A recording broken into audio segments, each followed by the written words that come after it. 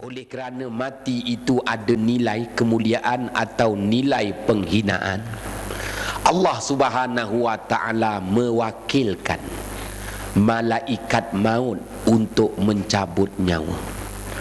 Ayat yang ke-11 surah As-Sajdah, Allah jelaskan hal ini.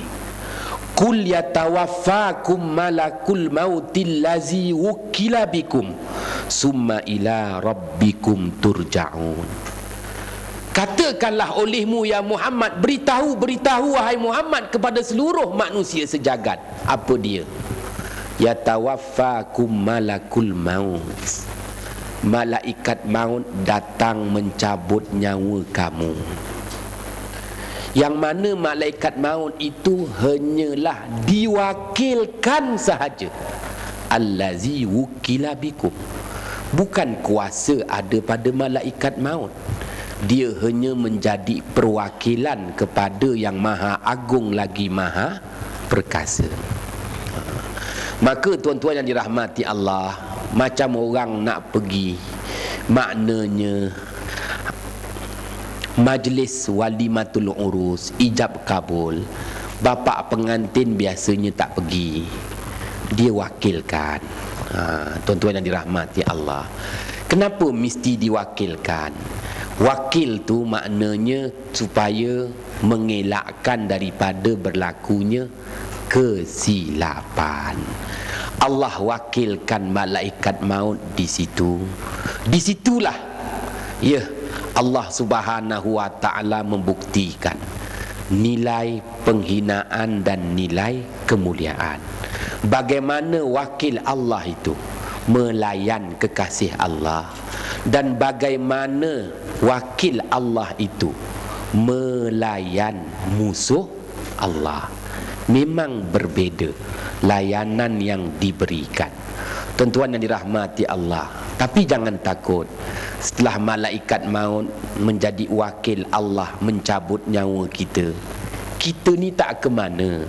Summa ila rabbikum turja'un, kemudian kepada Tuhan kamu jualah kamu dikembalikan. Mati ni adalah saat di mana pertemuan seorang kekasih dengan yang dikasihi.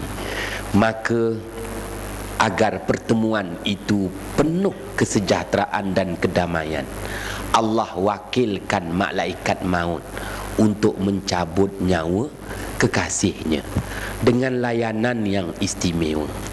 Pun begitu, Allah wakilkan malaikat maut untuk memberi layanan yang mengerikan, layanan yang menakutkan, amat memeritkan dan menyeksakan bagi orang yang selama ini mengingkari Allah Subhanahu wa ta'ala.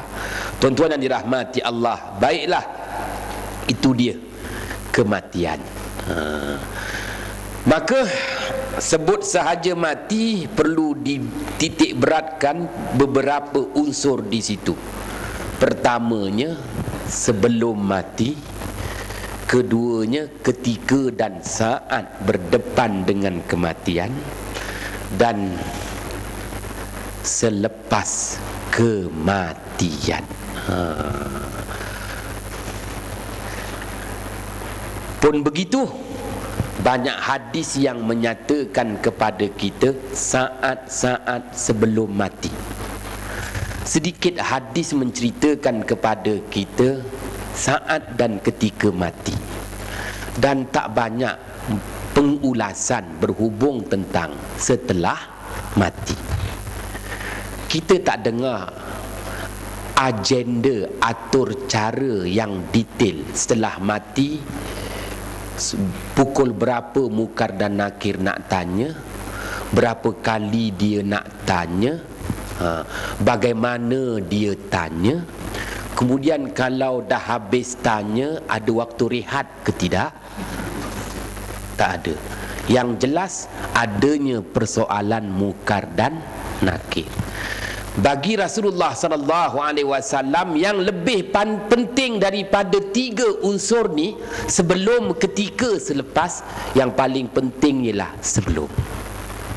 supaya umatnya ada persiapan dan ada persediaan. Sebab itu seorang waliullah Imam Atta'illah Askandari dalam kitabnya Al-Hikam dan syarahnya Iqazul Himam menyatakan al-imdad bihasabil isti'dad. Al-imdad, banyak atau sedikit kenikmatan yang bakal diperolehi bergantung kepada sejauh mana persiapan dan persediaan yang dilakukan. Kalau cukup dan lengkap persiapan dan persediaan, menggambarkan itulah kenikmatan yang berterusan. Kalau tak cukup persiapan dan persediaan, bagaimana? Ya, nanti kenikmatan mungkin bukan berterusan ataupun mungkin tiada sedikit pun yang diberikan. Baiklah tuan-tuan yang dirahmati Allah, sebelum mati, sebut sahaja sebelum mati, hadis kursi ditulis mula oleh Imam Al-Qurtubi dalam tafsirnya dan Imam Ibnu Jarir At-Tabari dalam tafsirnya.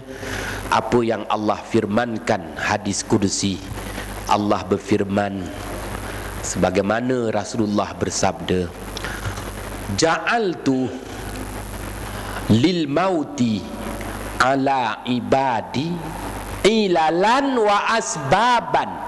Aku jadikan kematian yang bakal menimpa hamba-hambaku itu adanya ilalan, penyakit yang membawa kematian, wa asbaban, dan sebab-sebab kematian. Jadi kita ni bukan main tiba-tiba mati je. No. Allah Maha Pengasih, Allah Maha Penyayang.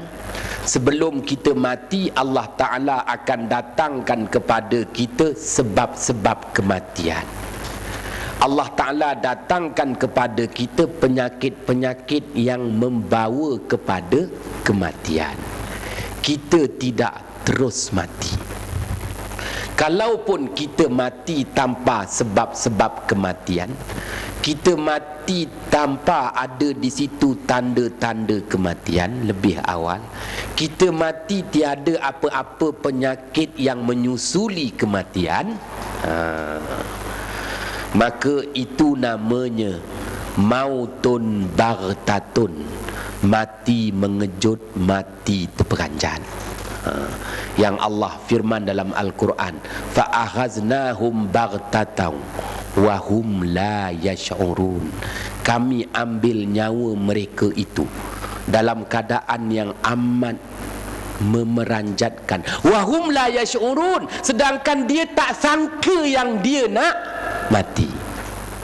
Allah Ta'ala tak sebut, kata Imam Al-Qushairi, Allah Ta'ala tak sebut wahum la ya'lamun, sedangkan dia tidak tahu.